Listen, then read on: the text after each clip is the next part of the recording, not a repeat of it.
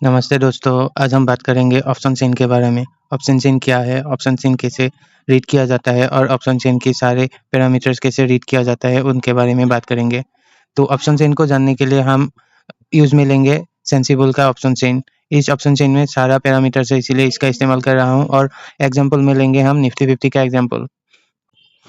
ये हो गया आपका ऑप्शन चेन। ऑप्शन चेन में 2 पार्ट होता है, एक पार्ट होता है पुट साइड और एक पार्ट होता है कॉल साइड, और इन दोनों के बीच में होता है स्ट्राइक प्राइस।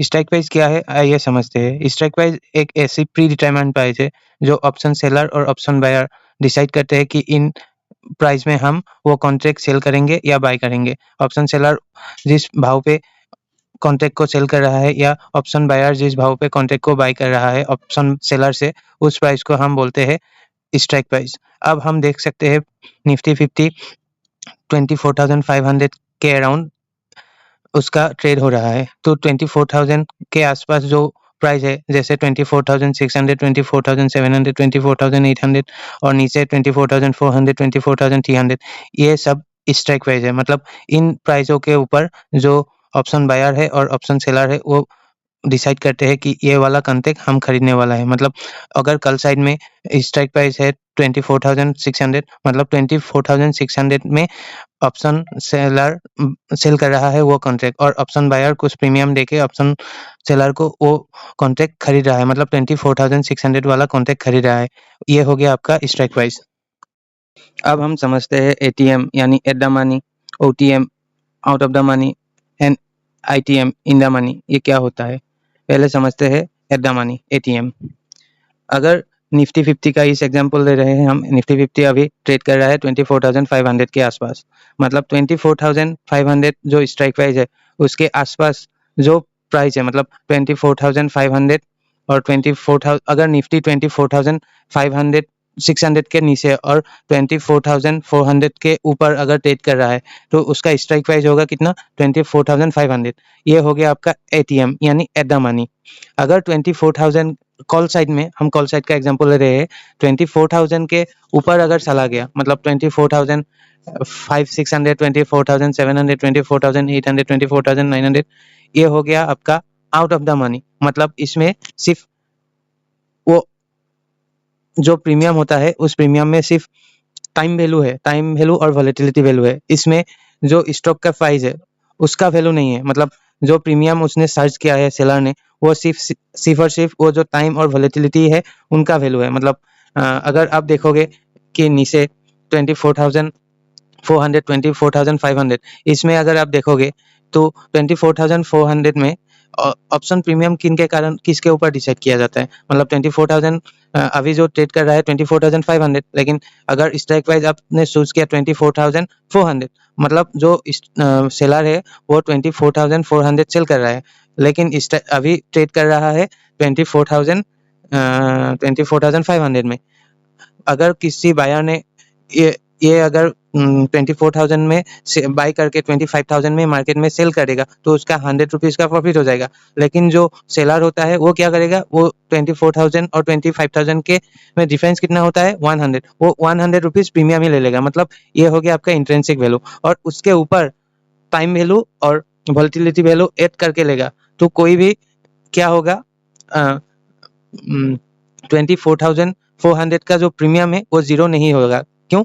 क्योंकि उसमें इंट्रिंसिक वैल्यू होता है। ये हो गया आपका इन द मनी। और अगर 24,400 के ऊपर चला गया, 500 के ऊपर जो स्ट्राइक प्राइस है उसमें कोई भी इंसेंटिव वैल्यू नहीं होता है। उसका जो प्रीमियम होता है वो सिर्फ टाइम वैल्यू के ऊपर डिपेंड किया जाता है, टाइम वैल्यू और एक्सटर्नल वैल्यू के ऊपर। ये हो गया आपका आउट ऑफ द मनी।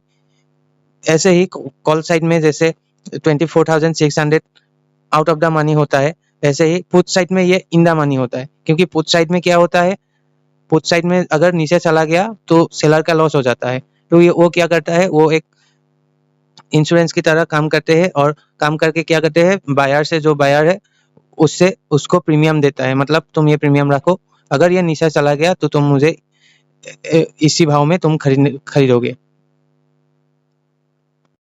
अब हम समझेंगे पुट ऑप्शन और कॉल ऑप्शन में in the money and out of the money में डिफरेंस क्या है। जो कॉल ऑप्शन में इन द मनी होता है वो पुट ऑप्शन में आउट ऑफ द मनी होता है, और जो पुट ऑप्शन में इन द मनी होता है वो कॉल ऑप्शन में आउट ऑफ द मनी होता है। अगर आप देखोगे निफ्टी 50 में जो 24,500 के ऊपर है वो कॉल ऑप्शन में आउट ऑफ द मनी होता है, लेकिन वो पुट ऑप्शन में इन द मनी होता है। अगर स्ट्राइक प्राइस 24,500 के नीचे है वो कॉल ऑप्शन में इन द मनी होता है और पुट ऑप्शन में आउट ऑफ द मनी होता है। हमने सीखा एटीएम, ओटीएम, आईटीएम क्या होता है। अब हम सीखेंगे पीसीआर रेशियो, ओआई और भिक्स क्या होता है। तो पीसीआर रेशियो कुछ नहीं होता है। पीसीआर रेशियो मतलब अगर आप कॉल ऑप्शन में 1 लाख कॉन्ट्रैक्ट है और पुट ऑप्शन में 1.5 लाख कॉन्ट्रैक्ट है, तो पुट ऑप्शन और कॉल ऑप्शन का कॉन्ट्रैक्ट का रेशियो जो होता है वो होता है पीसीआर रेशियो।